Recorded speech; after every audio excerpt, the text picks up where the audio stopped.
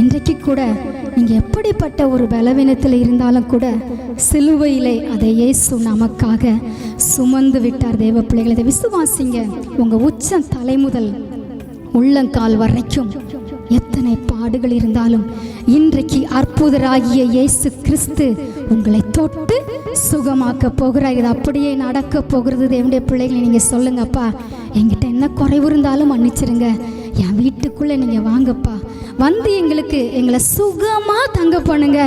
நாங்கள் குடியிருக்கிற வீட்டில் எங்களை இந்த கடைசி நாட்களிலே வரக்கூடிய கொள்ளை நோய்கள், எல்லா விதமான பாவங்கள், அசுத்தங்கள் எங்கே திரும்பினாலும் பாதுகாப்பற்ற சூழ்நிலை ஆண்டவரே, நீங்கள் எங்கள் வீட்டுக்குள்ளே வந்து எங்களை சுகமாக தங்க பண்ணுங்கப்பான்னு சொல்லி எல்லோரும் இன்றைக்கு ஏசப்பாவை உங்கள் வீட்டுக்குள்ளே சந்தோஷமாக அழைக்க போகிறீங்க. தேவனுடைய பிள்ளைகள், அவர் வரும்பொழுது என்ன நடக்குமா? சுகம் மட்டுமல்ல, பரிபூர்ண நன்மை உண்டாகும். தேவ பிள்ளைகளை, எதிலுமே ஒரு குறைவும் அவரை அழைத்த பிள்ளைகளுக்கு இருக்கவே இருக்காது. தேவ பிள்ளைகளை